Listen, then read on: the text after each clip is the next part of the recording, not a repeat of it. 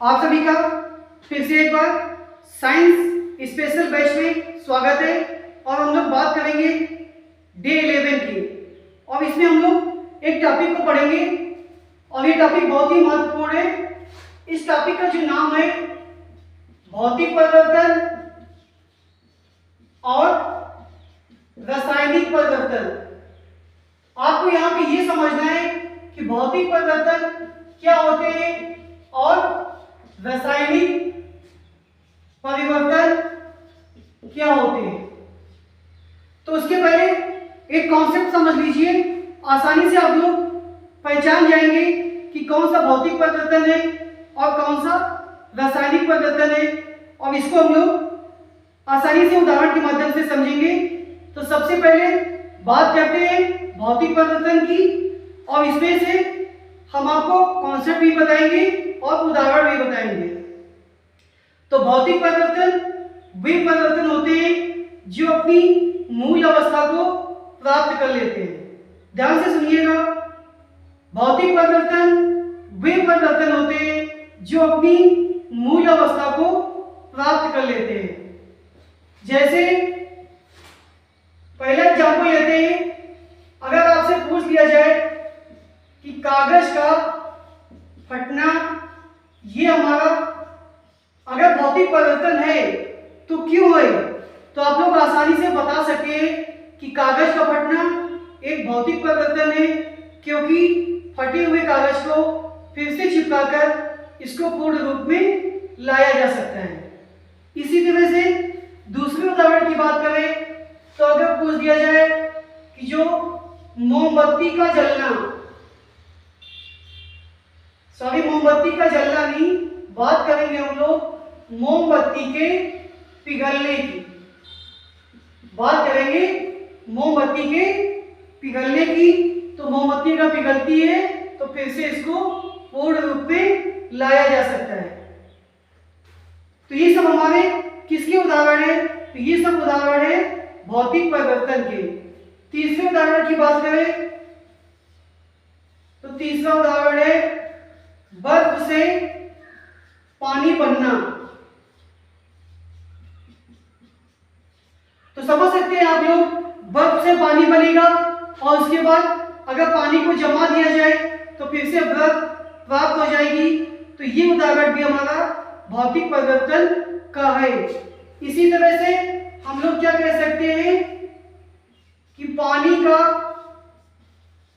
वाष्प बनना, तो ये परिवर्तन भी हमारा भौतिक परिवर्तन है। तो आशा करते हैं कि भौतिक परिवर्तन आप लोगों की समझ में आ गया होगा। फिर से रिपीट करते हैं कि वे परिवर्तन जो अपनी मूल अवस्था को प्राप्त कर लेते हैं भौतिक परिवर्तन कहलाते हैं, तथा वे परिवर्तन जो अपनी मूल अवस्था को प्राप्त नहीं करते हैं रासायनिक परिवर्तन कहलाते हैं। अब हम लोग बात करेंगे रासायनिक परिवर्तन के, और इनको भी उदाहरण के माध्यम से बड़ी आसानी से समझ सकते हैं। तो अगर पहला एग्जाम्पल इसी का मिलता जुलता लेते हैं, तो पहला जो एग्जाम्पल लेते हैं, यहाँ पे हमने लिया था कागज का फटना, यहाँ पे लेंगे कि कागज का जलना। कभी अगर आपसे पूछ लिया जाए कि जो कागज का जलना है ये भौतिक परिवर्तन है, ये रासायनिक परिवर्तन है, कौन सा है, तो आप लोग आसानी से समझ सकते हैं कि कागज को अगर हमने जला दिया है तो फिर से कागज नहीं बन सकता। तो इसलिए ये हमारा एक रासायनिक परिवर्तन हो गया। दूसरे उदाहरण की बात करें, यहां पे हमने क्या लिया था कि मोमबत्ती के पिघलने की बात कही थी। अब यहां हम लोग बात करेंगे मोमबत्ती के जलने की। किसकी बात करेंगे, मोमबत्ती के जलने की। तो समझ सकते हैं कि मोमबत्ती अगर जल गई तो फिर से इसको मोमबत्ती नहीं बना सकते। तो ये परिवर्तन कैसा हुआ, रासायनिक परिवर्तन हुआ। इसी तरह से कुछ और उदाहरण देते हैं, जैसे लोहे में जंग लगना। क्या बताया कि लोहे में जंग लगना ये कैसा परिवर्तन है, तो लोहे में जो जंग लगता है ये एक रासायनिक परिवर्तन है। क्योंकि लोहे में अगर जंग लग गई तो लोहा नष्ट हो जाएगा, नष्ट होने के बाद फिर से लोहा प्राप्त नहीं हो सकता। तो ये एक रासायनिक परिवर्तन है। अगले उदाहरण की बात करें, अगले उदाहरण में दूध से दही का बनना। तो इसको भी आप लोग आसानी से समझ गए होंगे कि अगर दूध से दही बन गया है तो क्या यह संभव है कि दही से फिर से दूध बन जाए? बिल्कुल संभव नहीं है। तो जब संभव नहीं है तो यह परिवर्तन कैसा होता है?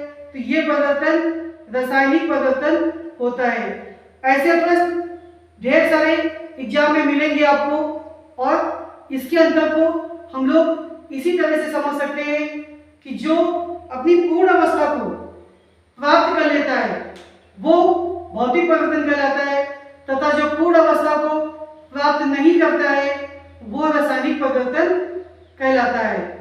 तो ये था आज का हमारा डे 11 का एक महत्वपूर्ण टॉपिक। उम्मीद है आप लोगों को पसंद आया होगा। अगर पसंद आए तो चैनल को प्लीज सब्सक्राइब करते रहिए। धन्यवाद।